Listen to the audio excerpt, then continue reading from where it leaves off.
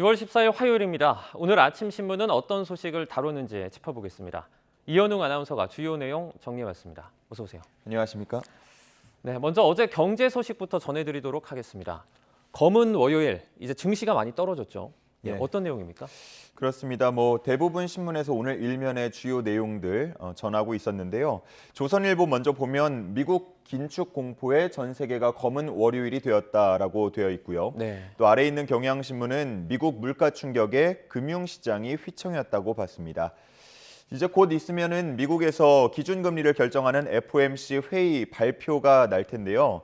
0.5%포인트를 올리는 빅스텝이냐, 0.75%포인트를 올리는 자이언트 스텝이냐, 현재 전망이 엇갈리고 있는데 이에 대한 우려로 우리 증시 크게 떨어지는 모습이었습니다. 네. 코스피만 보면 지금 화면에 숫자로 나와 있지만 2,504.51까지 떨어지면서 2,500선마저도 위협하는 모습이었고요.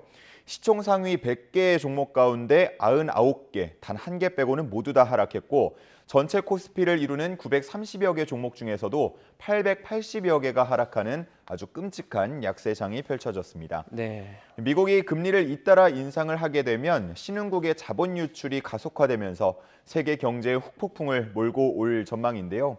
시장에서는 이번 자이언트 스텝 가능성을 포함해서 올해 남은 5번의 FOMC에서 모두 빅스텝을 진행할 것이라는 얘기까지 나오고 있습니다. 결국은 미국의 기준금리가 연말에는 연 2.75% 이상, 또 많게는 3%대까지 차차 오를 것으로 전문가들은 전망을 하고 있었습니다. 당장 우리도 7월에 금리 회의를 열게 되는데 미국과 금리 역전을 고려해서 우리도 따라서 빅스텝을 밟느냐 아니면 가계부채 부담 우려를 생각해서 보다 신중한 태도를 취하느냐 선택을 해야 하는 상황입니다. 네. 간밤에 미국 증시 보니까 또 한 번 좀 많이 떨어지는 모습이던데 오늘 증시도 만만치 않을 것으로 보입니다. 네. 다음 소식 살펴보도록 하겠습니다. 요즘에 가장 많이 들리는 용어가 바로 이 민들레와 수박입니다. 경향신문에서 제목으로 사용을 했네요. 예, 그렇습니다. 또 처음 들으시는 분들도 계실지 몰라서 다시 한번 간략히 설명을 드리면 민심 들어볼래라는 의미의 민들레 모임이고요. 겉과 속이 다른 사람이란 의미의 수박 논쟁입니다. 국민의힘과 민주당 양 당의 계파 갈등을 상징하는 정치 용어인데요. 네. 요즘 이 단어들이 많이 보이는 건 그만큼 계파 갈등이 쉽게 가라앉지 않고 있다는 걸 의미하기도 합니다. 경향신문에서도 계파의 늪에 빠진 여야가 결국 민생은 뒷전으로 하고 있다고 지적하고 있었는데요. 선거를 마친 후 여야는 하나같이 혁신, 또 계파 정치 탈피 등을 외치고 있지만 실제로는 당권을 장악하기 위한 여러 시나리오를 생각하면서 더 복잡하게 움직이고 있다고 봤습니다. 네. 이런 움직임에 대해서 한 교수는 우리 정치가 늘 힘있는 권력에 대한 줄서기식 계파 정치에 집중해온 면이 있다면서 이번에도 같은 상황이라고 지적하고 있었는데요. 탈피하지 못할 거라면 차라리 계파 수장들이 리더십을 보여서라도 국민을 위한 정치를 해야 한다고 주장하고 있었습니다. 앞서 본 증시나 물가를 포함해서요. 민생 현안들 많이 쌓여가고 있는데 국민을 위한 건설적인 논의들이 진행되어야겠습니다. 네. 이제 다음 기사는 조금 비슷한 이야기일 수도 있는데요. 여야가 이제 내부적으로는 계속해서 계파 갈등에 휩싸여 있고 또 서로 간에는 계속해서 신경전을 이어가고 있습니다. 네. 그러는 사이에 놓치는 것들이 좀 많은 것 같아요. 예, 그렇습니다. 지금 법사위원장 자리를 둘러싼 갈등으로 인해서 국회 공백이 보름 이상 지속이 되고 있는 상황입니다. 네.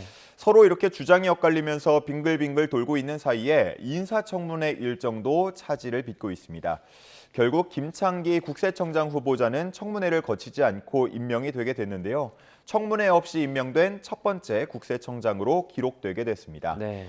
한편 박순애, 김승희 후보자의 인사청문회 기한도 18일과 19일까지인데요. 그동안 후보자들에 대한 여러 가지 의혹이 제기되지 않았습니까? 근데 이런 의혹에 대한 검증이 진행되지도 못할 수 있다는 우려가 나오고 있는 상황입니다. 청문회는 야당이 주도권을 쥐고 인사 검증을 한다는 면에서 청문회가 무산되게 되면 민주당에는 타격이 될 수 있다라고 기사는 전하고 있었고요. 또 한편 화물연대 파업 문제 역시도 국회가 입법으로 풀어야 할 부분도 있는데 이에 대한 논의도 제대로 진행되지 못하고 있다는 점을 기사에서는 지적하고 있었습니다. 네. 다음 기사입니다. 이제 경남 김해의 봉하마을에 김건희 여사가 이제 권양숙 여사를 만났습니다. 여기 보면 이제 사진도 나와 있는데요. 어떤 이야기들이 오갔습니까? 네, 그렇습니다. 김건희 여사가 단독으로 진행한 첫 외부 일정이기 때문에 특히나 더 많은 관심을 모았는데요. 네. 예상보다 길게 1시간 반 정도 두 분의 대화가 이루어졌습니다. 서로 오가는 말에서는 통합을 강조하는 이야기가 많았다고 합니다. 네. 김 여사는 노 전 대통령을 소재로 한 영화 변호인을 보면서 눈물을 흘렸다는 얘기를 하기도 했고요. 또 권 여사는 현충원 추도식에서 김 여사의 행동이 보기 좋았다라고 얘기했다는데 빗물을 털어주거나 조금 거리를 두고 걸어가는 모습 등을 얘기를 했습니다. 네. 이 두 사람은 서로 선물도 주고받았는데요. 김 여사는 권 여사에게 빵을 선물했다고 하고요. 권 여사는 김 여사에게 책을 선물했다고 합니다.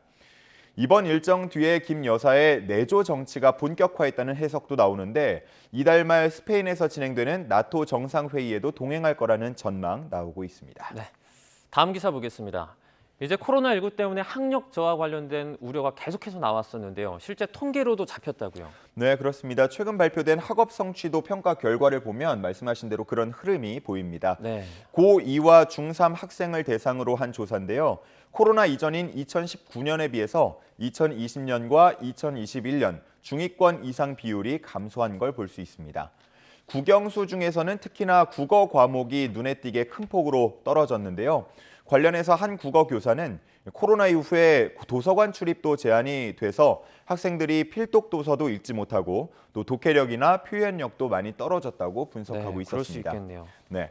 기초학력 미달 학생, 즉 하위권 학생들의 비율은 대부분 과목에서 증가하고 있었는데요. 고2의 경우 수학 기초학력 미달자, 흔히 이제 수학 포기자라고 부르는 수포자의 비율이 2019년에는 9% 정도였다가 2021년에는 14.2%까지 증가했습니다. 따라서 기사에서는 6명 중 1명이 수포자로 나타났다고 표현하고 있었습니다. 네. 이런 통계들은 코로나 이후 원격 수업이 진행되고 또 전국 단위 시험도 치러지지 않으면서 학생들의 학업 동기가 떨어진 영향이라는 분석이 나오고 있다고 전했습니다. 네. 다음 소식 보도록 하겠습니다. 이제 전기차 관련한 사고가 발생을 했었습니다. 지난 4일 오후인데요. 관련된 분석이 나왔습니까?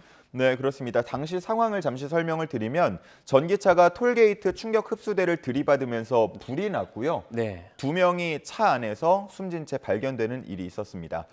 그런데 경찰 관계자는 해당 지점이 하이패스가 아니라 현금 정산 구역이었고 또 파손 정도를 봤을 때 이 차량이 고속으로 달려서 충돌한 것 같지는 않다고 보고 있었습니다. 네. 즉 화재 때문에 탑승자들이 탈출하지 못하고 사망했다는 얘기인데요.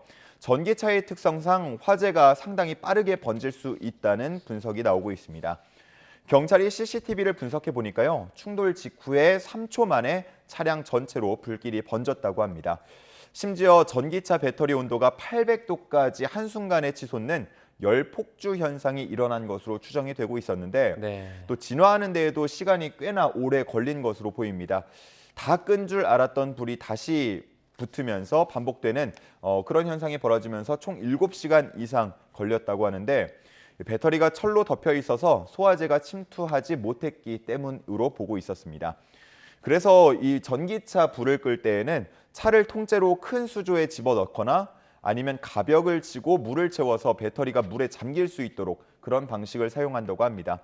전문가들은 이번 사고를 보고 열 폭주로부터 안전한 배터리가 양산될 때까지는 수년이 더 걸릴 것이라면서 현재 전기차는 화재에 대비해서 특히나 안전 운전을 해야 할 것이다 라고 당부하고 있었습니다. 네. 오늘 마지막 기사 보도록 하겠습니다. 이제 에그플레이션 또는 런치플레이션 이런 말은 들어봤는데 이제 푸틴플레이션이라는 말까지 나왔습니다. 푸틴 러시아 대통령과 인플레이션의 합성어 같은데 네. 이제 우크라이나 전쟁과 관련이 있겠죠? 그렇습니다. 말 그대로 푸틴이 일으킨 인플레이션을 말하고 있습니다. 러시아의 우크라이나 침공이 이제 110일째를 맞이했는데요. 네. 전쟁 이후 대러 제재가 진행이 됐지만 그 영향이 크지는 않아 보입니다. 핀란드에서 나온 발표를 보면요. 러시아가 전쟁 이후 원유와 가스, 석탄 등 화석 연료 수출로 약 125조 원을 벌어들인 것으로 추정이 된다고 했는데 네. 이는 전쟁 비용을 충당하고도 남는 돈 수준이라고 합니다. 정말 큰 금액이네요. 예, 그렇습니다. 심지어 올해 러시아의 무역 흑자를 보면 작년에 2배 이상 될 거라는 전망까지 나오고 있는 상황입니다. 네.